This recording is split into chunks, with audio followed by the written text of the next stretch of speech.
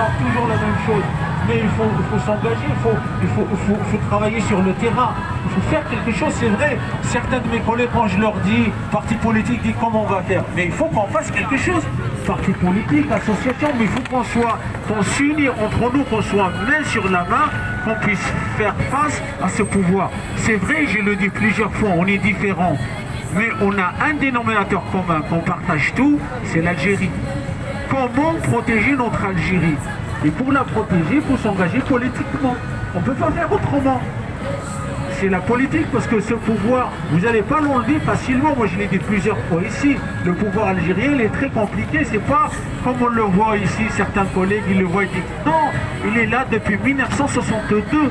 Ça veut dire qu'il a 62 ans d'expérience au pouvoir. Les institutions sont tous verrouillées sous ces personnes-là, sous les hauts fonctionnaires qui sont derrière ces institutions. Vous croyez que c'est facile d'y aller enlever les personnes qui sont derrière? C'est pas facile. Mais la seule chose qu'on peut les enlever, c'est que politiquement, on va s'engager entre nous, quelle que soit notre différence, mais on s'engage. Comment faire pour prendre le pouvoir en Algérie? Bien évidemment, politiquement, pacifiquement. Mais il faut qu'on s'engage. Si on ne s'engage pas politiquement, c'est comme en France, les personnes qui disent on va faire ceci, mais si vous ne votez pas ici en France, ben vous ne votez pas, ben les élus, les députés, les sénateurs, ils regardent les personnes qui votent, et bien si la communauté, comme nous, communauté algérienne, on ne vote pas, et bien ils ne vont pas nous considérer. Soit dans notre département, dans votre commune, etc. Donc les maires regardent les personnes qui participent au vote, regardent ceux qui s'engagent politiquement. Donc nous, il est impératif qu'on s'engage politiquement. C'est politiquement qu'on pourra changer des choses. Parce que parler c'est bien, mais agir c'est encore très bien. Agir sur le terrain et aller s'engager, interpeller vos élus, interpeller vos députés. Quand je dis ça, ici en Algérie c'est pareil, le système politique, on a, vous savez, le même système politique qu'on a ici en France ou en Algérie, c'est le système jacobin. Le système jacobin, c'est l'État qui contrôle tout. Mais après nous, les associations, les collectifs, les partis politiques, il faut qu'on s'engage sur le terrain.